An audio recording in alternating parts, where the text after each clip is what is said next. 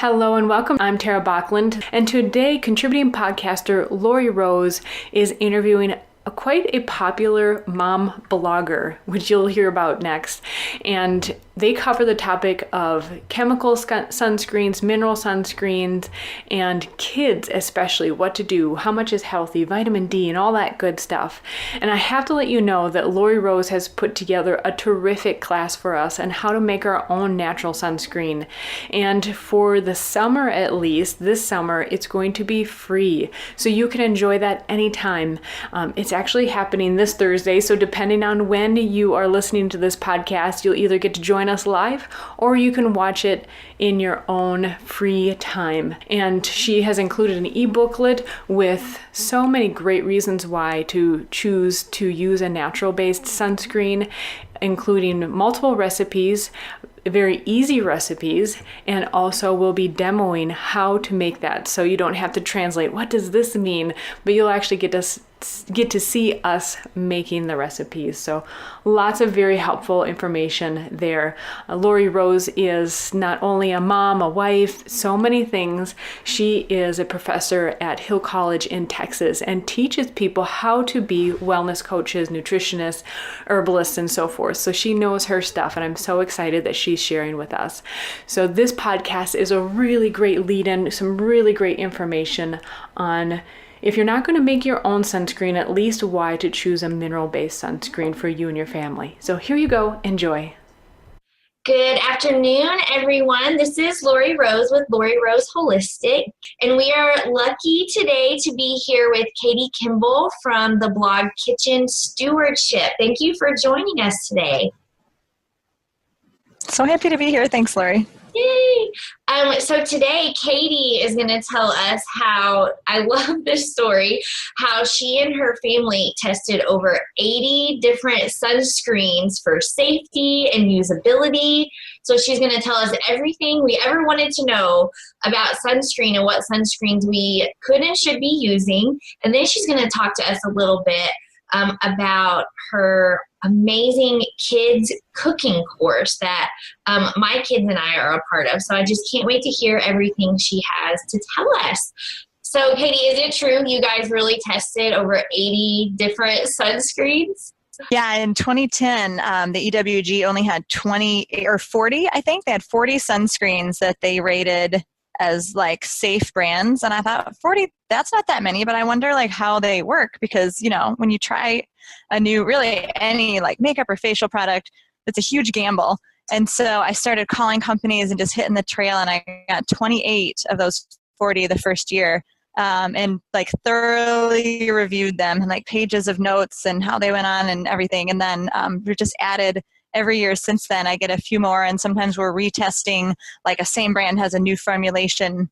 And out of the 80, there's only like 7, I think, that are in my top echelon. Because if they're, you know, if you have like really awesome ingredients and it goes on well and it works great, like why even bother with a brand that has like okay, fine ingredients?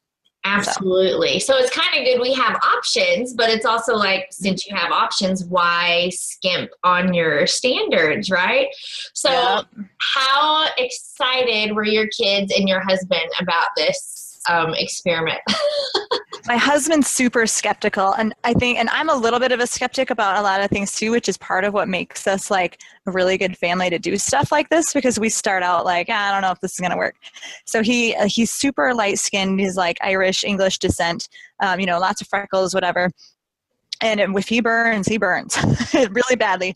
And so when we got married, he was using like SPF 50 to 55, you know, copper tone sport. He referred to it as his black tarp because he thought that's like a really high SPF. It's practically like being under a black tarp. So when I'm like, I think we should, you know, try a bunch of new sunscreens. And most of the mineral stuff is only rated SPF 30. And so he was like, if this fails, like, I'm going to be really mad. So it was marriage trial too. Yeah, absolutely. I can completely relate. So I also have a spouse who refuses to use any sunscreen that he has to touch. So he's totally like spray on sunscreen. So first, can you tell us the difference between mineral sunscreens and chemical sunscreens? And then I'll ask you what I can do for my hopeless husband. All right. Well, I don't know about the husband, but I can explain. I can explain the difference. So, of course, sunscreen has active and inactive ingredients. So, the inactives are like the fats and oils, or just the carrier, what makes it feel like a lotion. And those, those are going to have potential toxicities. But really, when you look at the active ingredients, those are the most important ones. So, in conventional sunscreen, which I usually refer to as chemical, but it would be more appropriate to say petrochemical. So they're made from like petroleum. They're still made from the earth, but they're chemicals, man-made. Those ingredients are going to be like avobenzone, oxybenzone, octocrylene. I don't even know how to say them all, but there's a handful. There's maybe 7 to 12 that are approved by the FDA for use in the United States. The way they work on your skin is that they actually have a chemical reaction with the sun that absorbs the energy from the sun. In any chemical reaction, you're going to have, something given off, right? So in some cases it's heat, in some cases it's other chemicals that are breaking down.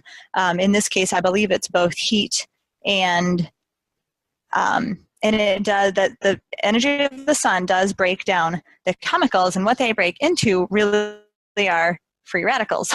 So that's where I have a problem with it, is that we're putting sunscreen on to protect us from skin cancer, basically, and sunburn too. But I think most people are very aware of the risk of skin cancer. And so to put something on your body that when interacting with the sun turns into free radicals, which are cancer causing, makes no sense at all to me. And the other problem with the petrochemical sunscreens are that after 2 hours in the sun, they've degraded so much that they're not effective anymore. So that's why we have the reapply every 2 hours thing. It's not that, it's not that they're worried it's going to wash off or anything. It's that it literally doesn't work after 2 hours.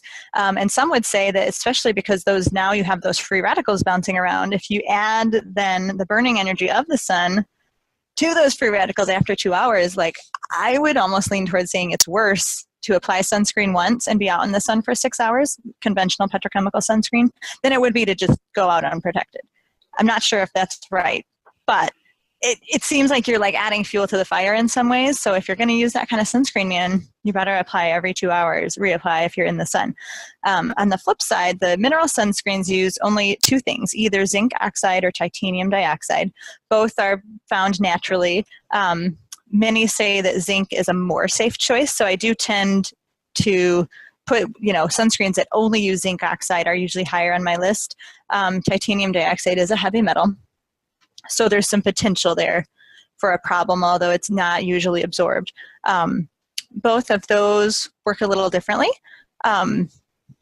What they generate after the chemical reaction is just simply heat, and so it's not nearly as much of a problem for your skin and for your system, and also they don't break down. I mean, it's a mineral, right? It's like a rock. So the sun has no massive effect on it. So if you have, zinc oxide sitting on your skin and you put your arm out in the sun for 12 hours, as long as you don't physically rub it off with a towel or wiping sweat or your clothing or whatever, it still works. It could work the next day. And people yell at me sometimes for saying that, that's so dangerous that you say not to reapply. I say, well, I'm not saying never reapply. If you're swimming and it's coming off, if you're wiping your face with a towel, or if you're sweating and doing this, you have to reapply. I mean, it's just if you physically literally took that off, just as if you took your shirt off or something. But if the zinc is still sitting on your skin, it works no matter what. So that's really awesome. And the studies show that the zinc doesn't sink into your skin. So it's really, it's so vast, the difference between them as far as safety and unsafety. I can't even stomach thinking about petrochemical sunscreens on my kids' skin. So yeah, when I first learned about the difference between chemical and mineral sunscreen, and really at their root is how they work so differently, explains why one has such negative effects and one is lacking those negative effects. I realized that with my mineral sunscreen, I was kind of still living in the chemical sunscreen world and making my kids come and reapply every 2 hours. And then you made that point on your blog post that they're minerals. Minerals are inorganic. They don't decompose. They don't break down. It's still there. And if you can see it, then it's there and it's still working. So let's kind of break down some of the points you made and zoom into them. So chemical sunscreen goes into your body before it can even work. It has to be absorbed into your skin. And then it reacts with the sun. Mm-hmm. And then it releases free radicals. Mm-hmm. So that explains one of the things that I was also doing with the mineral sunscreen that we don't have to do, is that the reason why you have to wait the whole 15 to 20 minutes for chemical sunscreen to work is it has to go into you. That's what my initial research came up with a couple of years ago. I'm not completely positive that's accurate. Okay. But it's close. So the chemical reactions are happening on top of you with the chemical sunscreen as well as the mineral sunscreen. Is that more accurate? Yeah. Okay. I think so. I mean, the chemical, it is going to absorb, but I think I used to have a bit of a erroneous idea that it was like sinking further and further and further, and the deeper it got, the more dangerous it was. Okay. So that's probably not true, but your skin is your largest organ, and it does absorb anything put on it that's small enough to be absorbed. Okay, like if I set my coffee cup on my skin, obviously it's not absorbed, right? If I put lotion on my skin and the particles are small enough, it is absorbed. So those chemicals are definitely 100% being absorbed. Whether they have to be absorbed to work or not, that's where I'm not exactly sure. But a lot of studies have shown that oxybenzone, which is it's one of the most common ingredients in the petrochemical sunscreens, and it's the most toxic. It's a hormone disruptor, and they're finding it in, up 90% of human urine, including newborn babies who are breastfed. Oh my goodness. So it's super pervasive. It definitely goes into your system. And didn't you say that one application of sunscreen is equal to a hormone treatment for a woman post-menopause? And that's true even on a child? That would be on an adult, like female in a bikini. So, okay. But a child's smaller body. Based off the child's body size. I would think it would be similar. That was based on an interview I did with Eric Kreider, who's a biochemist trained at Stanford, founded a sunscreen company. And so his stuff is so science geek great. But yeah, he and I did an interview 2 years ago, and that was a quote from him. And I was like, And not to mention, even if you don't use it, they are persistent in the environment, like you said. And so they're getting in our water, it's getting in mother's breast milk. And so that's just one exposure to hormone and estrogen mimics from sunscreen. What's wrong with that? Who cares? We have estrogen. Why do we care if we have estrogen mimics? Yeah, it can't be, from all the research I've done, and I would like to find something that proves me wrong on this, but synthetic hormones can't be filtered out even by the best water filters we have. Mm-hmm. So when you are swimming, when you're showering off, all that stuff's going back into our water, which is treated, but it doesn't matter for that particular ingredient.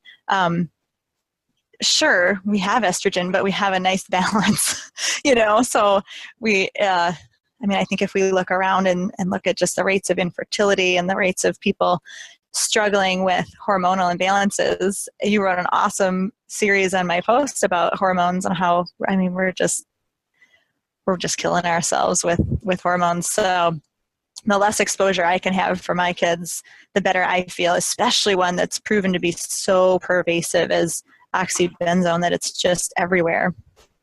Yeah, and I know you mentioned this in your blog post as well, about the prevalence of even animals that swim in the water losing their masculinity, switching from male to female in fishes. And then humans, it's been causally linked that hormone imbalances lead to all sorts of cancers, including breast cancer, uterine cancer, ovarian cancer. So even though it's easy to say we all have estrogen, it really is, like you said, it's about the amounts that we have. And that's just, again, one example of an estrogen mimic in sunscreen. Right. Yeah. So some people are like, I can't avoid everything, so I don't even try. It's like, well, so I'm kind of take the opposite effect, and I say, I'm going to try to avoid everything I can and trust that hopefully our bodies can process whatever small amount of junk that obviously we are getting from our air, our water, just the life that we live. Like we don't live completely plastic free. I'm surrounded by plastic in my computers and stuff like that right now. So I can't be perfect, but when I can, I'm going to work really hard to. And for me, sunscreen is super easy because you don't really have to change anything except the tube you buy. It's not harder. You don't have to like change too much. Oh, except unless you're using the spray on. But that's a different topic. let's talk about those people first, and then we'll move on to our options for mineral sunscreen. So if someone absolutely will not switch to something you have to slather on, what can they look for on the label to minimize as much as they can their exposure? Yeah, a really good shirt and a hat. Pretty much. I mean, if you have to spray it on and you're cool with that, there aren't any mineral sunscreens that both spray and don't have to be rubbed. There are some coming out now that they do spray, but again, because zinc is a particle, like a physical particle, it's not going to be even enough in a spray. It's like too thick and chunky. So you still have to like rub it in after you spray it on. That tube anyway, right? But with chemical sunscreens, didn't you mention that if they're choosing between the Oxy versus the Avo, is one better than the other? Yeah, I mean, oxybenzone is definitely the worst of the worst. The trouble is, so the sun, right? There's UVA and UVB rays. UVA are the aging, cancer-causing. UVB are the burning. So you can see if your sunscreen works or not against UVB rays because you'll burn if it fails. You cannot see if it's effective against the UVA rays unless and until you get cancer, basically, or you like are old and have wrinkles, and by then it's way too late. The petrochemical ingredients typically only protect well against one or the other. So you have to have like a really good mesh. So you're not going to find like single ingredient petrochemical sunscreens. I want to say that the ingredient AVO benzone is the one that protects best against UVA. So, and it's actually not super, super toxic, but as my mother just learned when she went to Florida, she used her copper tone. And I'm like, Mom, like, who's your daughter? She's all complaining to me that all her clothes are stained. And she they did laundry there in Florida, and she had called the resort and said, oh my gosh, your washing machine messed up all my clothes. Came home, realized, only my clothes are messed up. My husband's are not. They were using different sunscreens. And so this avobenzone, it doesn't wash off in the water. And if you change out of your swimsuit and put on your clothes, you can't see it get on your clothes until it's washed in water and soap, and then it looks like rust stains all over. Oh my goodness. So, I mean, if you want to talk a pain in the behind, stain all your clothes, and or you have to wash with soap between your swimsuit and your clothes. Yeah. I would rather just put sunscreen on with my hand, personally. Yeah. So it may be just a mind shift of realizing, one, the spray on may be more convenient, but it's not going to be convenient when you get sunburned because you're avoiding the chemicals that block UVB. Two, it may be increasing your chances of cancer, that's the whole point of wearing the sunscreen. Right. And then two, it's not a good balance. Yeah. And then three, if you're choosing the least toxic of them, you'll have other negative side effects that are also inconvenient because then you have to go spend your money on new clothes. Exactly. Well, in the spray, so the spray actually has some dangers beyond your skin because if when you spray that stuff, you can smell it. If you can smell it, a smell is a physical thing. It's particles and atoms and molecules in the air. So if you can smell it, you're inhaling it. And if this stuff is either super not safe or sketchy at the best to put on your skin, is that safe to inhale? No, it is not. And I can taste it. We have a rule. No, if someone's using spray sunscreen around me, outside. Because for sure. It lingers. I feel like I'm eating it. Yeah. So that's a good point. You're not just getting it through your skin. You're getting it other ways too. Okay. Yeah, so for your husband, I would get him a nice long sleeve rash guard. I'm just going to show him this. Yeah. Maybe he'll believe it coming from you.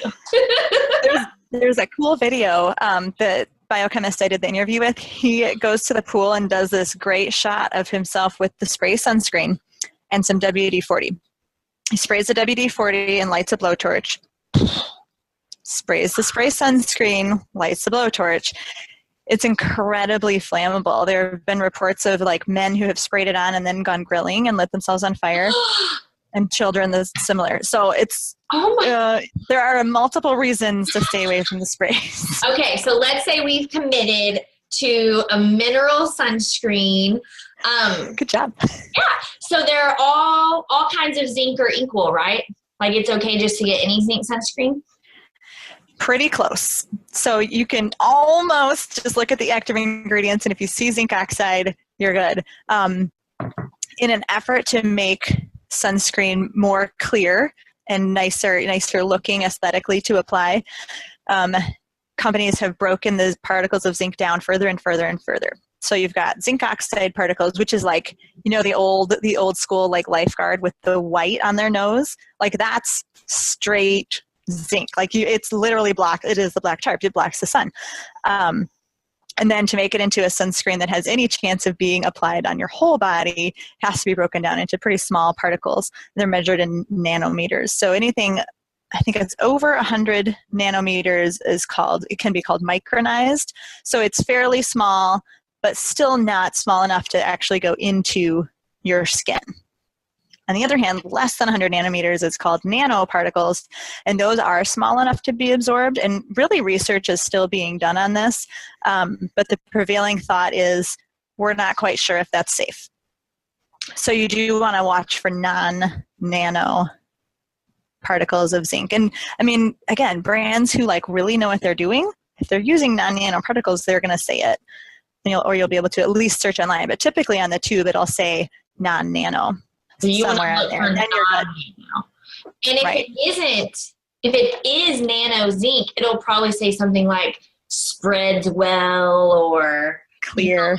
Clear. Yeah. So those are some red flags to look for, but you definitely want to see the non-nano zinc. Yes. And there are some brands that will say, spread goes on clear or whatever, and it's still non-nano, but those can be red flags. They're not, those words aren't regulated. Just like natural isn't regulated. So they can just kind of say whatever they want. But they can't say, what's interesting is that I think in 2013, the FDA, after like 20 years of talking about how they were going to change regulations for sunscreen, finally did say some things officially. So tubes of sunscreen can no longer say waterproof because nothing is waterproof. They can only say water resistant, and they have to say to 40 minutes or 80 minutes, and that's like a specified test that has to be done to FDA regulations. And then they also, what is the other thing? Can they not say sweat proof or? I think so, yeah. They can't say anything like totally proof. Yeah, sweat proof or waterproof. And then they said that they were going to outlaw SPFs over 50, like those ones SPFs that are like 80, 90, 100, because those high SPF numbers make consumers feel super safe.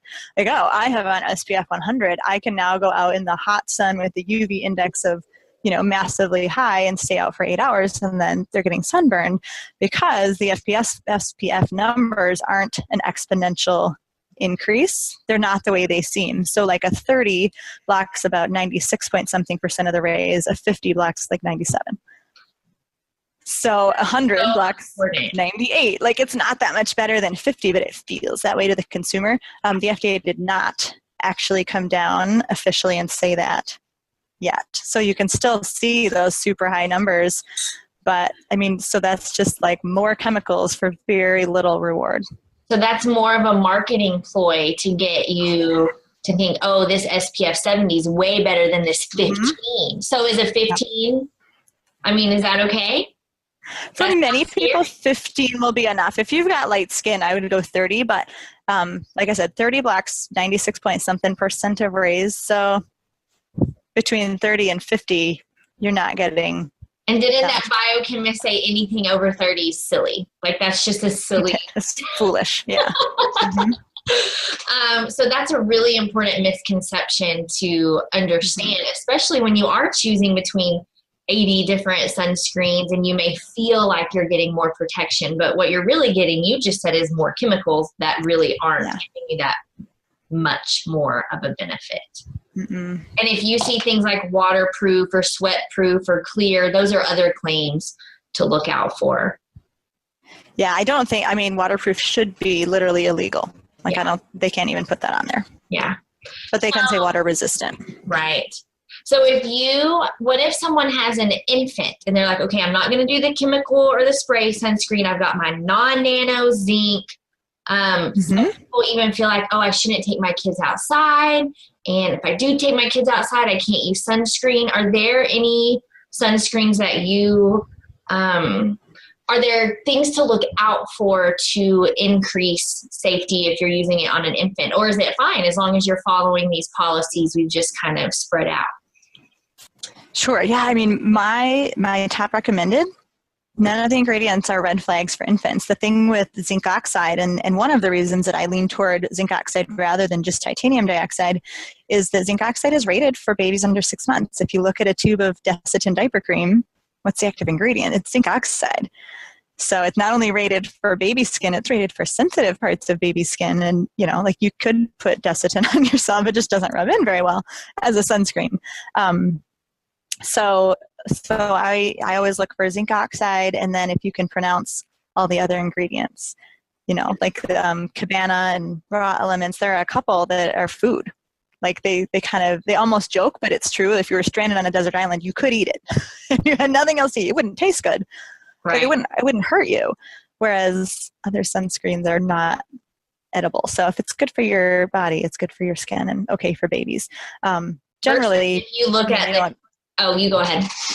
Well, you don't want babies out too long. You know what I mean? But if you're out on a boat and you have your baby with you, a hat and some sunscreen, like some good zinc oxide sunscreen, should be not a problem. So versus if you look at a chemical spray on the back, what does it say about use for infants? Yeah, it says never under 6 months.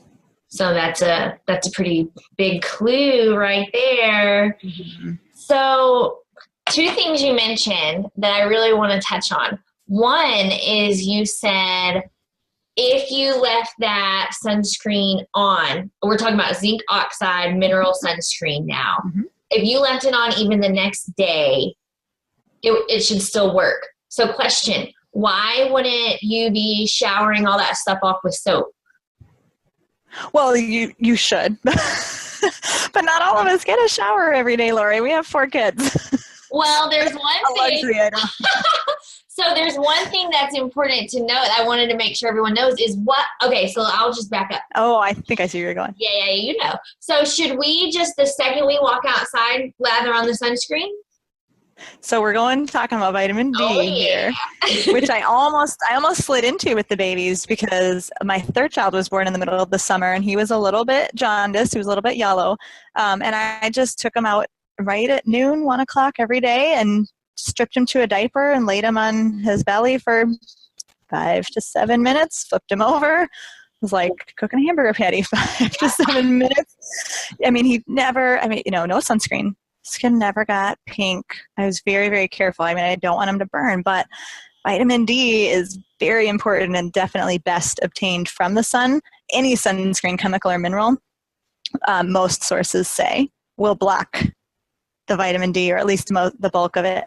So for me, I tend to try to let my kids run around a little bit without it. I'm very, it's always an equation. How long are we going to be out? How much shade is there? What time of day is it? What time of year is it? And I'm basically just trying to figure out, do I think they will burn in the time they're outside? If so, sunscreen. Otherwise, bring on some vitamin D. Awesome. And then what happens if, like you said, we meet the ideal of, okay, we go outside, we got sunscreen on, we're doing this all day, and we go inside and we all just shower and lather up with soap to get all that off of us? Yeah, they say that vitamin D continues to absorb in over 24 hours, a long time. And so you do reduce your absorption of vitamin D if you use soap right away after being in the sun. sometimes you get too many rules and you start feeling a little too legalistic about life. But Yeah. in general, I do want to just encourage people, like, the sun is not something to be afraid of all the time. Awesome. So sunscreen isn't the only thing that you're interested in cleaning up in your house, right? In fact, kitchen stewardship is all about cleaning up the food in our kitchen. And one thing that you have amazing resources over are how to really take processed food that we're kind of used to if we're on a standard American diet and tweak it just a little bit to have a homemade version of that food in your kitchen. And one lab that I have my holistic wellness pathway students do is I have them pick any processed food meal and just switch it to the exact same meal with homemade ingredients and compare all of the nutrients.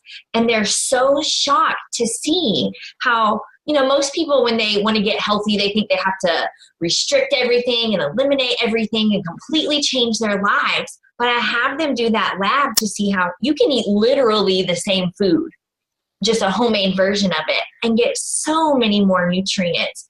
And so one of your books, I got that book and I was like, oh my gosh, this is like the key to homemade food without having to shift your whole life. So can you tell us a little bit about that book and some tips you have for taking, if you're on this standard American diet, easy ways that you can just take the same food and have it in your kitchen and the benefits of that? Sure, you bet. Well, the book Lori is talking about is called Better Than a Box, and the idea is transforming processed foods into, more wholesome homemade foods. And in particular, those recipes where, like, you're using a recipe and you're cooking, but inside the recipe are things like a can of cream of mushroom soup or a box of stovetop stuffing. And so you're like, it's like sabotaging your from scratch efforts.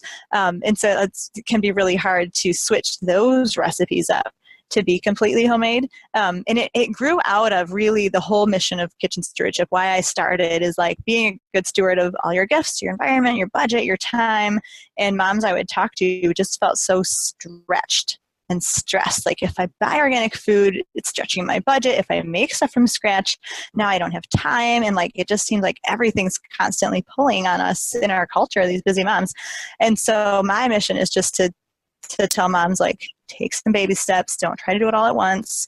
Give yourself some grace. Like, if you can do one thing tomorrow better than you did today, applaud that and celebrate it and kind of integrate it into your life. I just got an email yesterday that was like, perfect example. She said, I'm really trying to be healthy and I just want to cut out all the sugar and all the processed foods, but I've kind of tried that before. And then we like rebound harder the other way.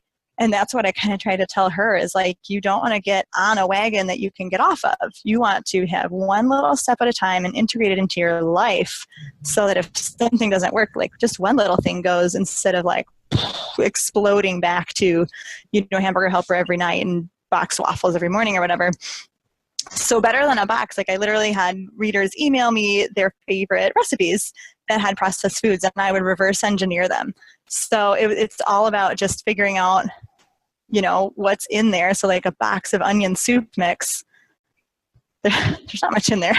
There's a lot of weird additives in a box of onion soup mix, some dried onion and a lot of salt.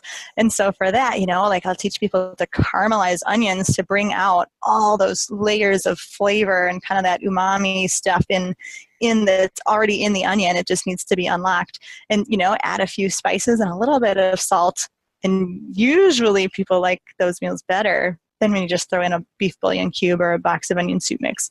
Takes a little longer, but it's so much worth it. So yeah, learning to make a roux and a bechamel, to make a homemade cream of whatever soup opens a ton of those easy recipes to yourself. Taste so much better too. And yeah, those are things that growing up, we always cooked at home. We grew up really low income.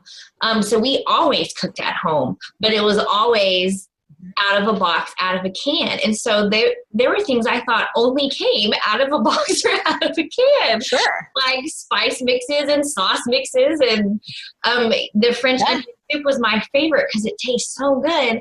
But then once you make it homemade, when you think the only place you can get it is out of a package, it tastes so much better. And so it's a great way. I love the way you call it reverse engineering, because that's really what you do. You look at the ingredients, pick the ones out that are real, and then cook them.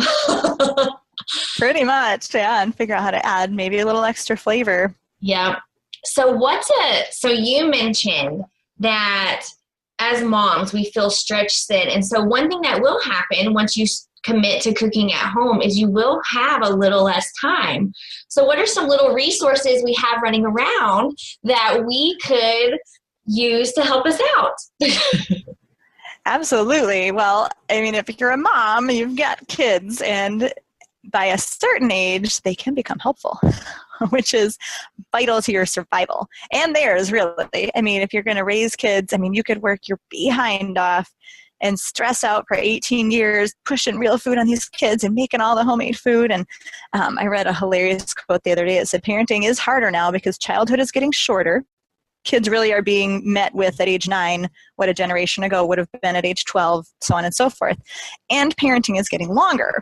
Because it used to be at 18, everyone was excited to get out of the house. And now at 26, they're like, oh, mom loves to cook. She cooks great. She'll do my laundry. So like on both ends, you're kind of getting pulled. So I don't want to still be cooking for my kids when they're 26, other than as a gift to them. You know, I don't want it to be the given. And I don't want them to leave my house and not have any clue how to eat. So we do it starting as early as possible. Even at age 2, we start imparting kind of these real food cooking skills to our kids. And I know you have had your girls go through our Kids Cook Real Food e-course, and they are awesome. I've seen pictures of them working and being creative and making up their own concoctions. Some I think were edible and some probably were iffy, right? I try them all. That's because you're a good mom.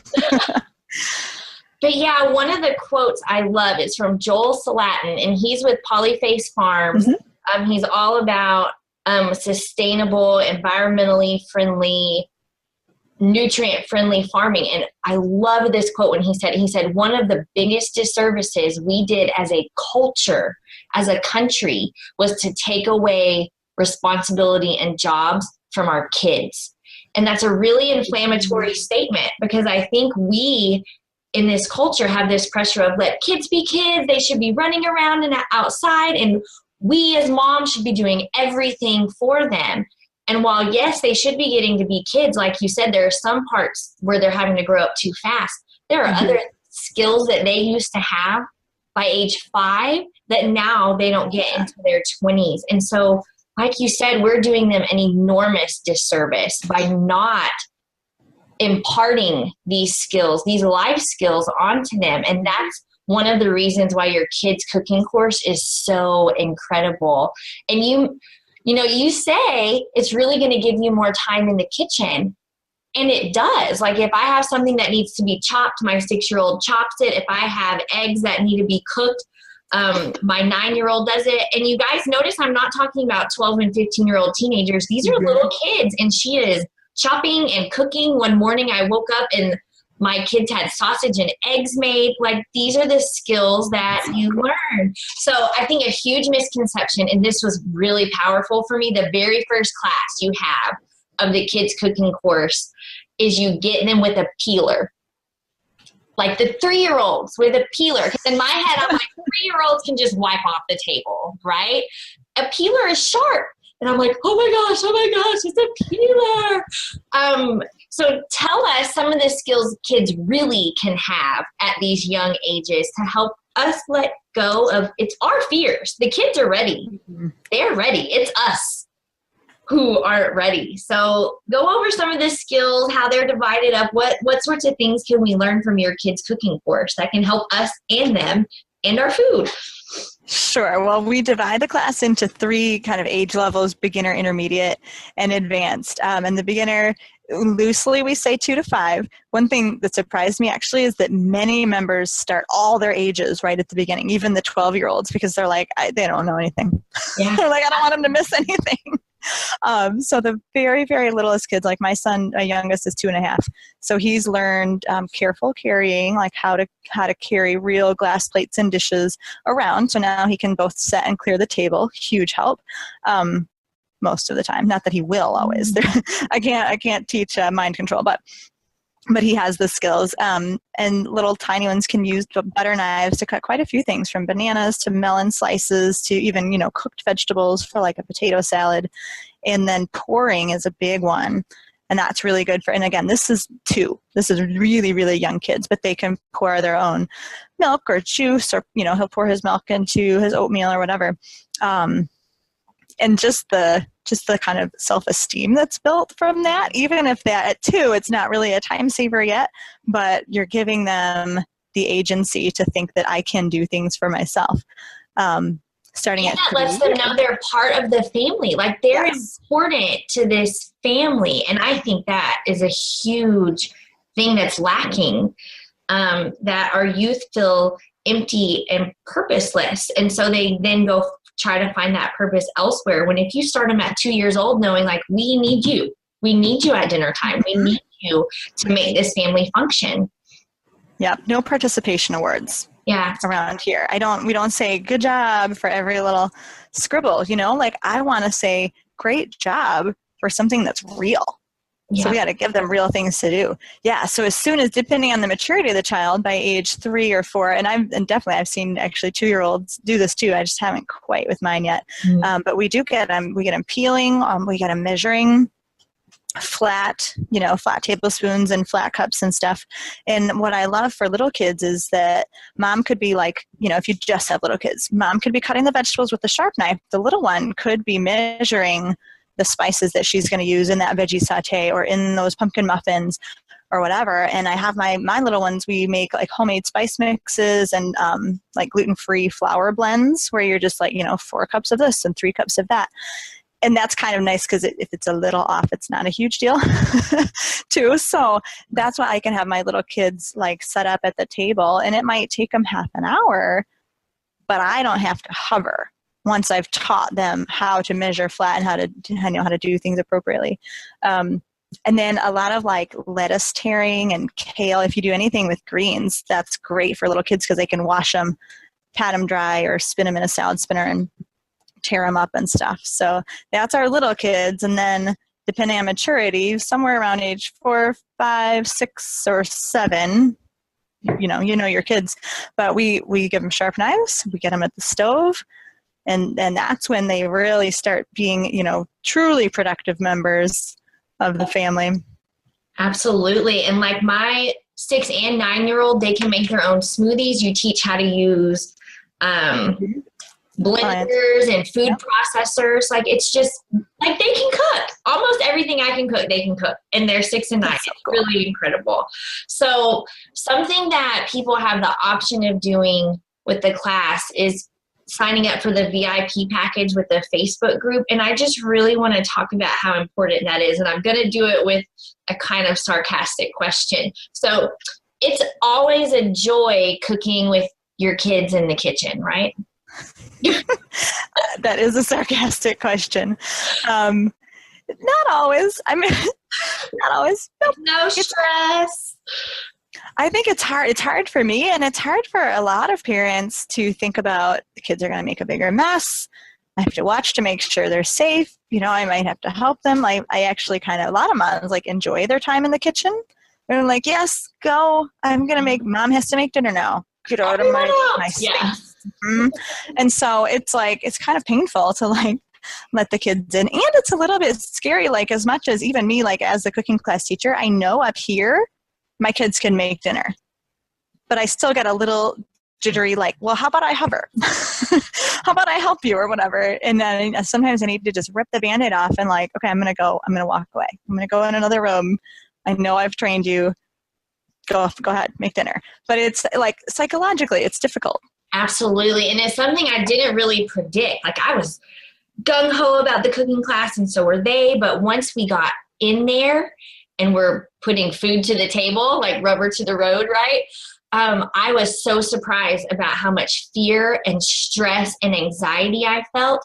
And the Facebook group was crucial because we could support each other and like not feel awful about ourselves for not wanting our kids in the kitchen. We're all in it together, for sure. It's good just to know it's normal, but also that it's so worth it, because now they come home and they make their lunches, they make their breakfast, sometimes they make dinner. And so the learning process is hard, and it was so important to have that support system, and it's worth it. Yeah, that's super cool. And I hear from members a lot that, like, again, they know up here, they're like, okay, I'm listening. I get it. It's going to be worth it someday. And one gal, actually, she enjoyed the course so much, she works for me now. But she was just saying this week, she's like, I didn't think it would happen so fast. She's like, after the very first class, like I invested a lousy half hour or whatever. And that very week, my kids are being able to help with veggie prep. And like that half hour was returned to me within like 7 days. She was like, couldn't even believe how fast it happened. So that's really encouraging. Like it's not only a long-term investment. Oh yeah, I didn't take this class returns. 5 years ago. It was like recently, and the payback is there immediately. But I think it's important to be upfront about the resistance even we feel of getting them in the kitchen, and to not feel bad about it. Because man, moms guilt themselves about every not rainbow feeling we have, and it's normal. And another wonderful benefit is that my kids eat way more food than they used to. So your spice lesson, where you have them smell the spices and figure out what's pleasant and unpleasant, they use herbs, they use spices like thyme and sage and things they would never have used before. So it does increase their nutrition. That's so cool. Yeah, a lot of people tell me that, like, because it's video, seeing my little kids, and we had like some of our neighbors are in the class too, like seeing other little kids eating things like celery and salad and tomatoes, it's just this like magical peer pressure where they might not love it, but we're getting super picky eaters to take like one bite, which is a huge victory for that family. That was a brilliant part of your class, because I think if it would just have been you teaching it, then the kids wouldn't have had that group mentality. But it's you and your kids' friends doing the videos. And so that empowers the kids to be like, oh, they can do that. I can do that. And another thing I just realized just through rehashing what you just said about how it's immediate benefits that week, that just shows you how much our kids really do want to be a part of the family and contribute and have purpose. And so I love, it really helps mind, body, and spirit of everyone. And so it's not just like a kid's cooking class. It's a really important family bonding growth class for everyone. Yeah, absolutely. Quality time and life skills abound. Yeah, so good. Well, thank you. Thank you so much for donating your time. I know you're so busy, like you said, 4 kids, all these classes and stuff. So I really appreciate you taking the time to talk to us today. And one thing I love to end with is there a topic or question that you wish someone would ask so you can talk about? Like, what's the one thing you wish you could just spill the beans about or just talk about, but no one ever asks? Well, ironically, I was thinking of saying, do you like being in the kitchen with your kids? But you went there. That was huge for me. There already. I stole your answer. You did. Sorry. I don't know if I have another one. I mean, I guess people are sometimes afraid to ask, like, do you ever cheat? And we do. We do, totally. I mean, we do eat out. And, it's kind of that thing where I said at the very beginning, I said, some people say, you can't avoid everything, so who cares? Give up. Well, when we're at home, like, I'm going to be pretty darn good, and we're going to make almost everything from scratch. And, we buy some processed foods with as wholesome as ingredients, as I can find. And then when we're out, if my kid has a hot dog, I don't like it, but I don't quite karate chop it out of their hands. Right. Kind of a little close, but hot dogs. That's a little extreme example. I don't really like hot dogs, but like we'll walk down the street and go out for ice cream, and I don't check every ingredient. It's just ice cream, like we eat junk food sometimes. Good. Yeah, you did that quiz one time that was like, what would you be embarrassed about that's in your shopping cart if someone you knew walked by? I loved it. So I think that was a good way to end. It's just, you can't be perfect, but you can do what you can do. And every little thing that you can do matters. Yeah, absolutely. Like if we do order a pizza, I'm the mom who has like the baby carrots and the cherry tomatoes and stuff first. I try. Yeah, absolutely. Well, awesome. Thank you so much. Is there anything else you want to tell us before we say goodbye? No, it was a pleasure being here. And of course, anyone can just pop by kidscookrealfood.com or kitchenstewardship.com, depending on what you're looking for. Yep, and we'll put those links down below this video so you can go check out all the amazing resources. I mean, there's seriously so much. I can't tell you how different our home life is because of everything at this blog. So definitely check it out. And thank you for using your life to help make ours cleaner and easier and better. Well, thanks for letting me come on. It's been a pleasure. Awesome. Thanks for joining us. If you are interested in learning more, you can visit our website at matthewwoodinstituteofherbalism.com. You can find all of our social links in the description below. Also, please subscribe to our channel so you can keep up with the latest videos.